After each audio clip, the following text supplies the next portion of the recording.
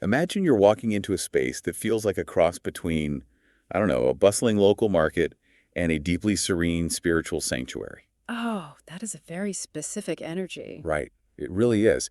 And, we have to ask, how does a physical retail store in a small, relatively quiet Ontario city survive the Amazon era? Yeah, that is the big question right now for any physical store. Exactly. More than that, how does it thrive when literally every single product it sells could theoretically be purchased online for a fraction of the price? And delivered to your door in 2 days. Right. So the answer, it turns out, is by selling something you literally cannot digitize. They are selling spiritual infrastructure. I love that framing. Spiritual infrastructure. Yeah, so for today's deep dive, we are looking at a business model that is part retail, part wellness clinic, and part international coven. It is a wild mix. It really is. We are unpacking the incredibly intricate ecosystem of Soul Intention 1111. This is a metaphysical supply shop and a spiritual healing hub located at Unit 6, 497 Woolwich Street in Guelph, Ontario. Right, in Guelph. Yep. And the sign on their door literally says, "Welcome to your portal of possibilities. Come on in, sit and chat and have a tea." That is so incredibly welcoming. It is. But beneath that very cozy, inviting surface is a hyper-local economic engine that is actively subverting modern retail conventions. It is a fascinating inversion of the traditional business model, really. How so? Well, when you look at the mechanics of what Soul Intention is doing, they aren't just moving wholesale inventory from overseas. Right. They have built a meticulously curated community hub that bridges commerce, hands-on education, and, deep esoteric exploration. Which is rare to find all in one physical place. Exactly. They are fostering an environment where the lines between the consumer, the creator, and the practitioner are deliberately dismantled. Okay, let's unpack this. Because to really understand how radical this model is, we have to start by looking at their shelves. Yeah, the physical inventory. Right. And not just at what is on them, but who is actually making the items lining the walls. We are moving from that welcoming atmosphere at the front door right into the heart of their local creator economy. Which is massive. It is. The sheer scale of it is what got my attention first. They are featuring over 60 local artisans and authors under one roof. 60. Which, that is a staggering logistical undertaking for a single independent retail space. I can't even imagine the paperwork. Right. You have to understand the operational complexity of that. This isn't a single buyer ordering from a massive overseas distributor where, everything comes barcode ready in uniform packaging. Yeah, exactly. Managing the inventory, the payout structures, and just the physical space for over 60 distinct local micro-businesses, it requires a massive philosophical commitment to the community. And that's exactly where I want to push back, just purely from a pragmatic business survival standpoint. Okay, let's hear it. Giving physical shelf space to indie authors, for example, is almost unheard of now. You have people featured there like Amy Miranda, Brian Stafford, Lisa Browning, Right. and Fran Garten, Sylvia Pluster-Silk. These are independent authors who are usually relegated to the digital void of self-publishing platforms. Which is a tough space to break out of. Exactly. But Soul Intention is giving them physical, tactile placement. And when I look at the artisan side, it feels like an immense financial and aesthetic risk. How so? Well, you have makers with names like Betty's Making Stuff. Right, which sounds very friendly and practical. Yeah, very homespun. But then that is sitting right next to, say, Fire and Shadow Alchemy. Oh, wow. Yeah, a very different vibe. Totally different. It evokes this highly specific, intense, ritualistic aesthetic. And they have so many of these. Blue Heron Apothecary, Freaky Wizard. Freaky Wizard is a great name. Right, or Catching Glimmers. Yeah. Holy Crow Connections. Embers and Elderwood, exclusively by Harley Quinn, Crooked Roots. If you have 60 different local creators, each with their own wildly different branding and packaging and energetic focus, all contributing to one single space, how does a store maintain any sort of cohesive identity? It sounds like it could be a mess. Exactly. It's like an indie bookstore meets a farmer's market for the soul.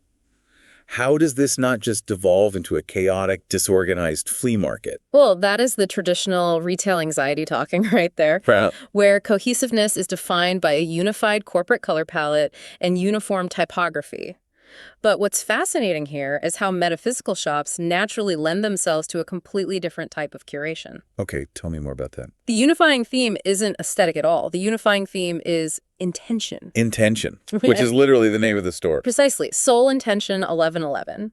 The cohesive identity is built on the shared energetic purpose of the items rather than what the label looks like. So the vibe is the unifier. Yeah, exactly. Whether someone is buying a very practical, straightforward craft item from Betty's Making Stuff or a highly specialized ritual oil from Fire and Shadow Alchemy, the underlying current is the same. Right. It is about providing tools for personal growth, healing, and esoteric exploration.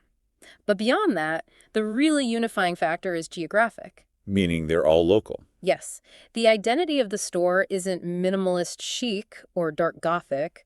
The identity is Guelph. Oh, I see. The chaotic beauty of 60 different artisans is actually a feature, not a bug, because it reflects the real, vibrant, messy, and highly individualized nature of the local metaphysical community it serves. And there's even an open call for more. They invite people to apply to sell their products. So it's actively growing. I hear that. But let's look at the mechanics of a hyper-local metaphysical economy surviving against the digital behemoths. Right, the Amazon problem. Yeah. I want you, if you're listening to this, to think about the digital landscape of modern spiritual practice in your own life. You have millions of people making spell jars, blending teas, and wire-wrapping jewelry on TikTok or Etsy. It is incredibly saturated online. So saturated. Yeah. What is the functional mechanism that makes a physical storefront in Guelph necessary for these makers?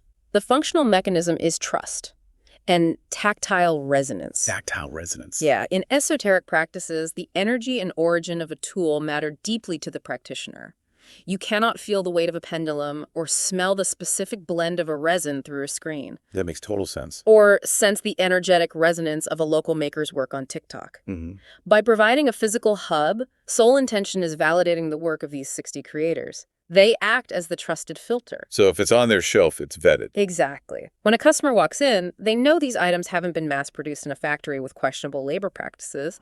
They were made by someone in their own watershed, vetted by the shop owners. That analog, localized trust is a premium product you cannot digitize. You really can't. So the store isn't just selling the product, they are selling the curation and the energetic provenance of the product. Beautifully put. Which transitions us perfectly from who makes the items to what those items actually are. Because when we look at the tangible tools of the trade they stock, it's not just decorative. Right, these are functional tools. Exactly.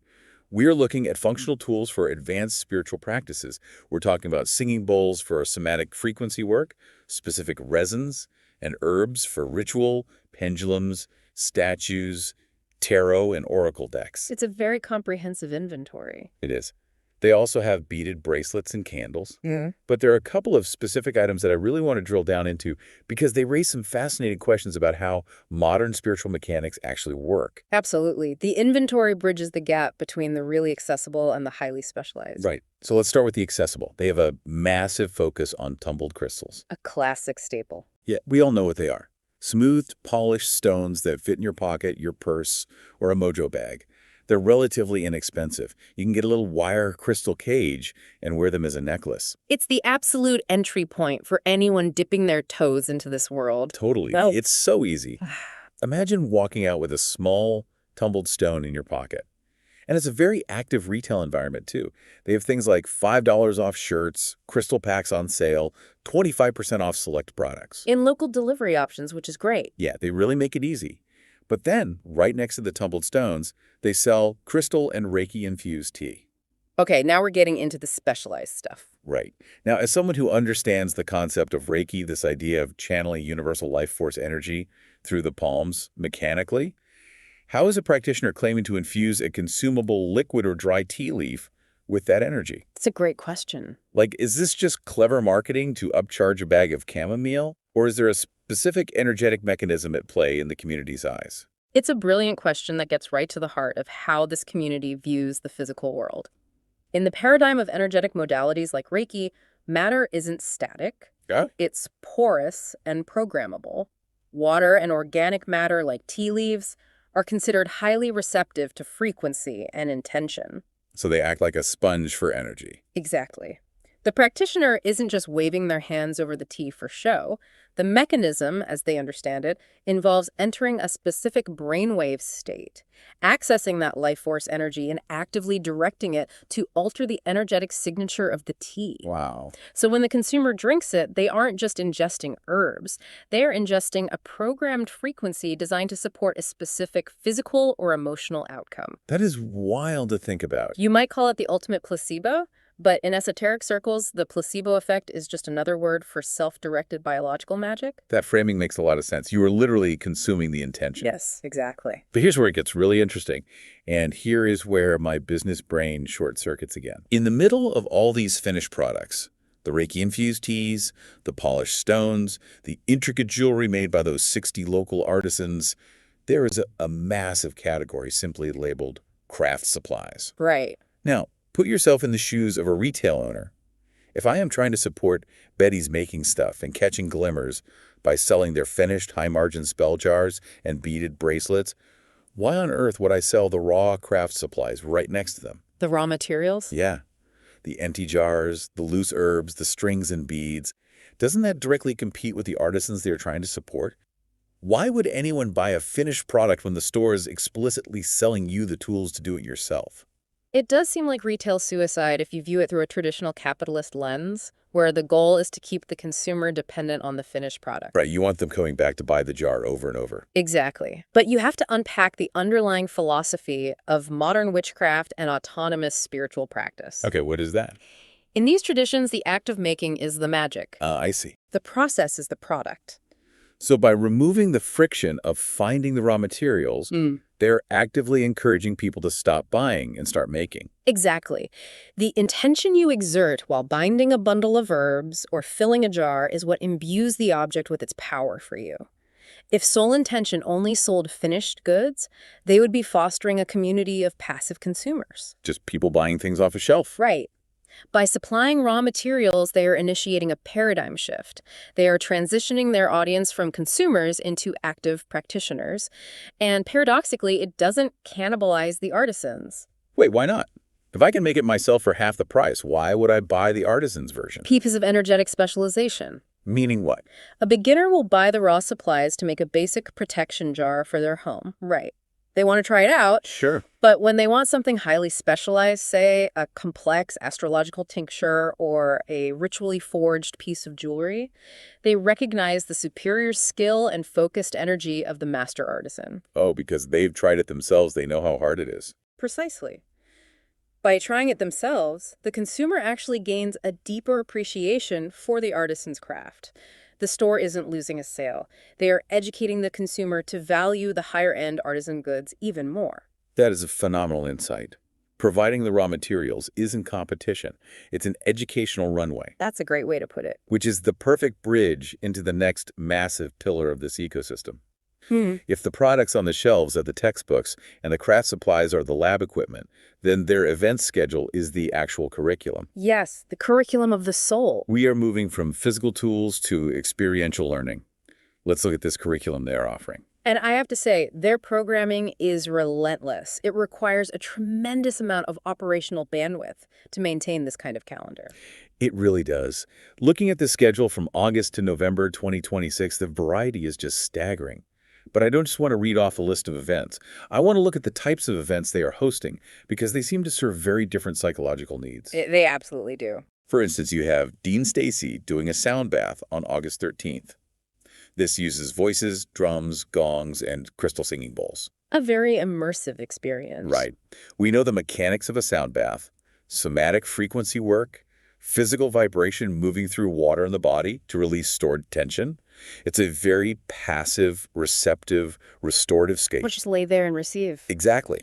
But then contrasting that completely, you have a drop-in psychometry event with Susan, the short medium, on August 15th. Which is $50 for 30 minutes, I believe. Yes, and we'll get into psychometry in a bit, but that's very active engagement.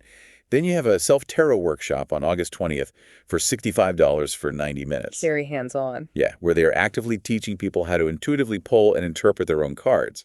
Plus an intuitive paint workshop for kids and parents on September 19th, a kids' costume party on October 31st, and a Healing Stones workshop on November 12th. It really spans all ages and levels of engagement. It does.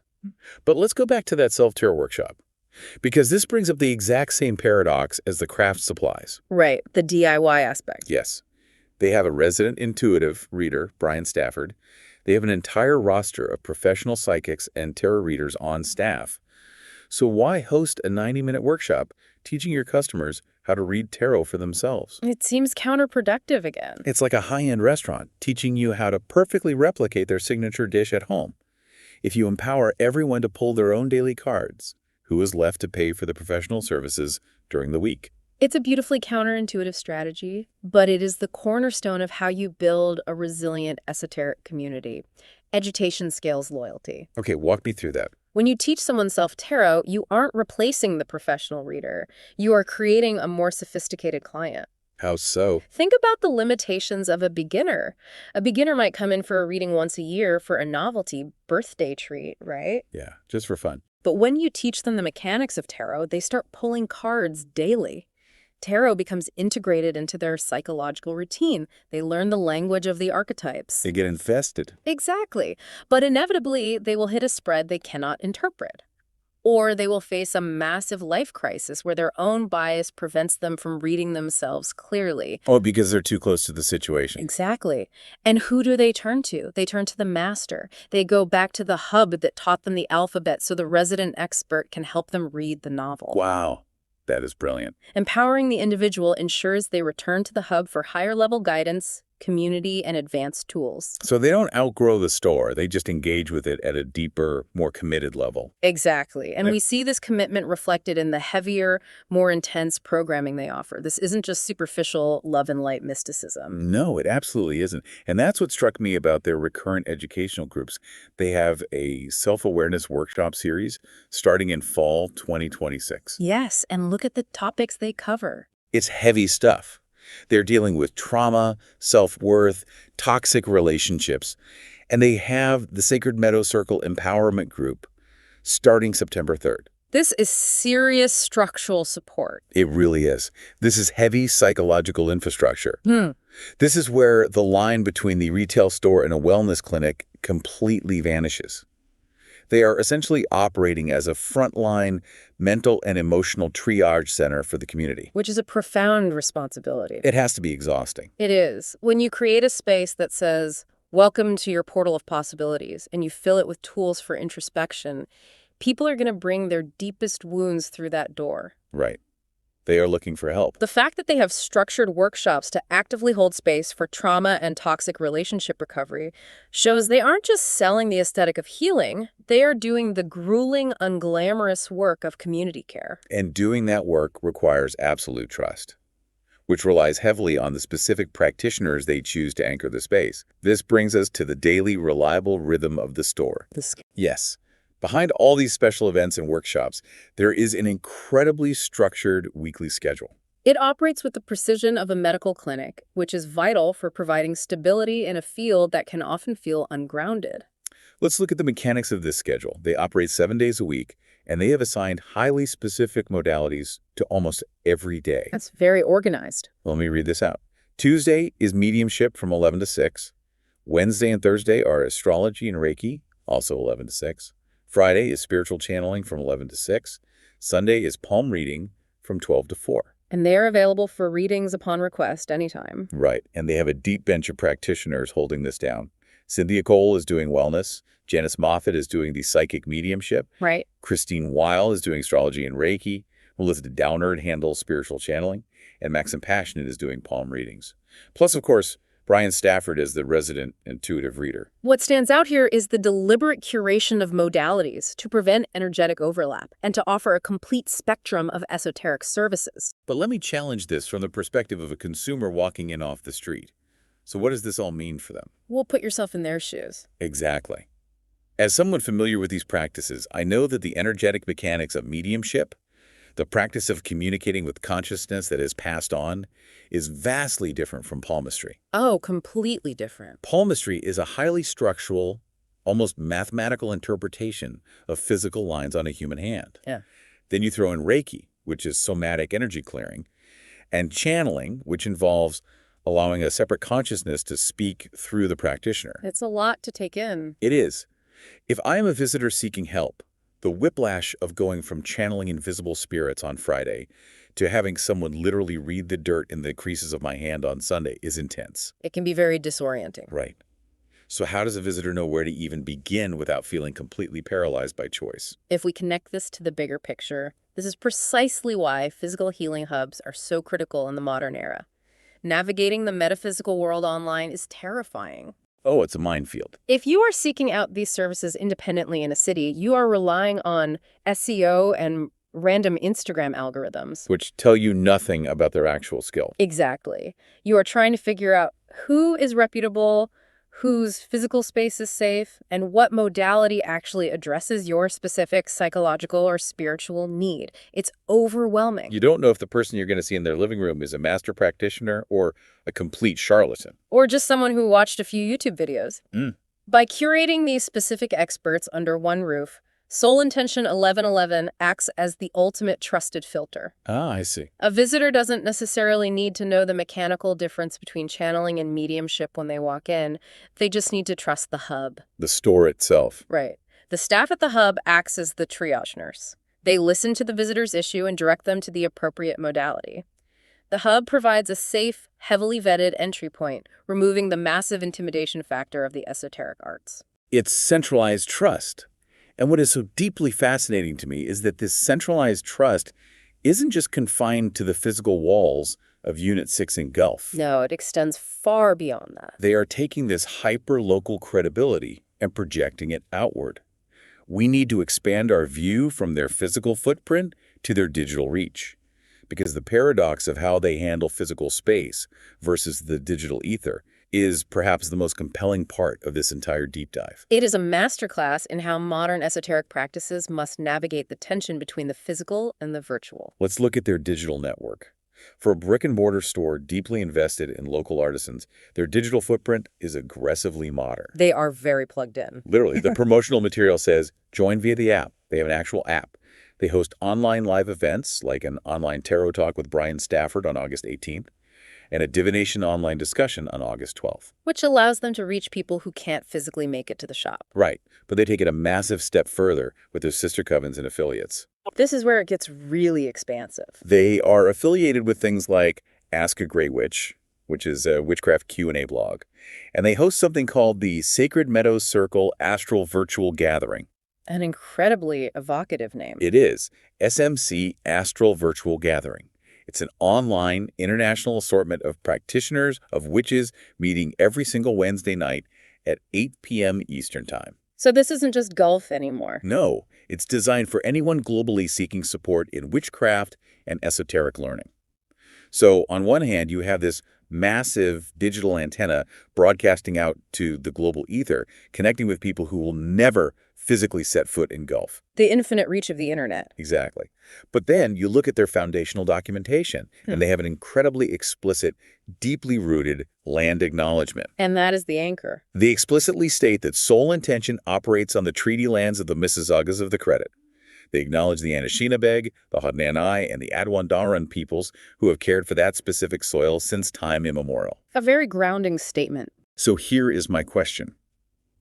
You have a business that is hosting international, borderless, digital astral covens in the cloud, while simultaneously focusing heavily on hyperlocal artisan delivery and demanding reverence for the specific indigenous history of the literal tectonic plate beneath their foundation. It's a huge contrast. How do these two extremes, the infinite digital ether and the historical physical soil, coexist? This raises an important question about psychological safety in spiritual practice. Okay, tell me more. It is very easy in metaphysical work, especially when done entirely online, to become unmoored. Just kind of floating away. Yeah. When your entire spiritual community exists in a Discord server or an Instagram comment section, the practice can become disembodied. It becomes pure ether. But true, resilient, esoteric work requires an energetic grounding rod. Okay, I think of it like cloud computing. Oh, that's interesting. How so? We talk about the cloud as if our data is just floating magically in the air, right? But the internet only exists because there is a massive, highly air-conditioned physical building in a desert somewhere, holding literal servers. Right, the physical hardware. Exactly. Soul Intention is the physical server farm for this local community's ethereal practices. That is a perfect analogy. The physical store, the commitment to the 60 local artisans, the unwavering acknowledgement of the indigenous history of the specific soil they occupy, that is the server farm. That is the physical grounding rod. Because you need the physical to support the digital. Yes. Because the community is so safely and firmly rooted in a physical place with a heavy physical history, it allows their branches to reach out safely into the digital international space. That makes total sense. The astral virtual gathering wouldn't have the same weight, safety, or integrity if it were just a random Zoom link hosted by an anonymous avatar. It would just feel flimsy. Right. It has power because it is anchored by a real physical community hub that honors its location. You have to know exactly where you stand physically before you can safely navigate the astral or the digital. The deep roots allow for the expansive branches. That synthesis really brings us full circle to just how immense the scale of this operation is. It really is a marvel of community organizing. As we wrap up this deep dive, I want to recap exactly what we've unpacked here today. Soul Intention 1111 is entirely subverting the idea of a simple retail shop. Completely. It is an educational institution actively teaching autonomy and esoteric arts. It is a frontline sanctuary offering daily, heavily vetted healing modalities and trauma support.